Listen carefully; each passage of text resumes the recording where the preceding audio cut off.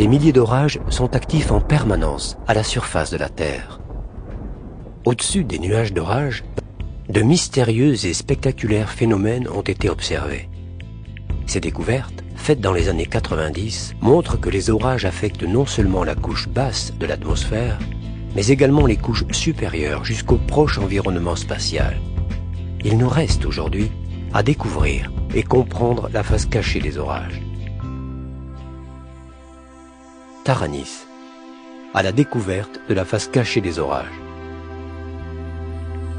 Observer des phénomènes lumineux au-dessus des orages n'est pas facile car il faut s'en éloigner et utiliser une instrumentation adaptée. Les phénomènes produits par les orages sont tellement brefs qu'il est difficile à l'œil humain de les détecter. Ces phénomènes sont regroupés sous le terme générique d'événements lumineux transitoires, TLE en anglais. Les premiers TLE à avoir été observés sont les sprites. Ils se produisent entre 40 et 90 km d'altitude, présentent une structure filamentaire complexe et peuvent être accompagnés ou non d'un halo. Un sprite a une durée de quelques millisecondes. Les elfes sont les plus hauts, les plus fréquents et aussi les plus brefs des TLE. Leur durée est de l'ordre de la milliseconde. Ils se produisent à une centaine de kilomètres d'altitude et se présentent sous la forme d'un anneau lumineux en expansion rapide. Les TLE les plus rares sont les jets. Ils durent quelques centaines de millisecondes. Initiés juste au-dessus des nuages, les jets bleus se propagent jusqu'à 40 ou 50 km d'altitude. Exceptionnellement, un jet pourra atteindre une altitude de 80 à 90 km. On parle alors de jet géant. L'observation depuis l'espace est particulièrement bien adaptée à l'étude de la face cachée des orages. Le satellite Taranis est ainsi dédié à l'étude de ces phénomènes lumineux.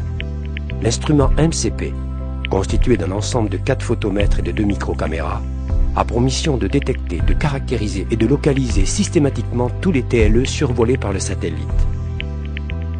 Outre les TLE, les orages donnent lieu à un autre type de phénomène fascinant appelé flash gamma terrestre, TGF en anglais. Dans certaines conditions, l'orage va se comporter comme un accélérateur de particules. Lors de ce processus, les électrons fortement accélérés vont générer une bouffée ultra brève de photons gamma de moins d'1 milliseconde. Taranis étudie aussi ces émissions de photons gamma. Installé à bord du satellite, l'instrument XGRE est un détecteur ultra rapide à scintillation, utilisé pour la première fois dans l'espace. À un TGF serait systématiquement associé un faisceau d'électrons très énergétique.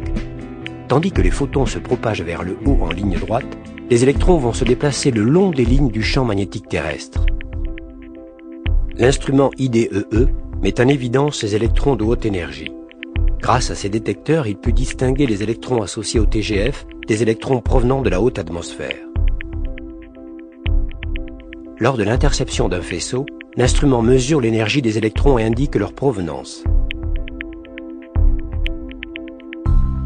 Taranis est la première mission spatiale entièrement consacrée à l'étude conjointe des événements lumineux transitoires et des flashs gamma d'origine terrestre.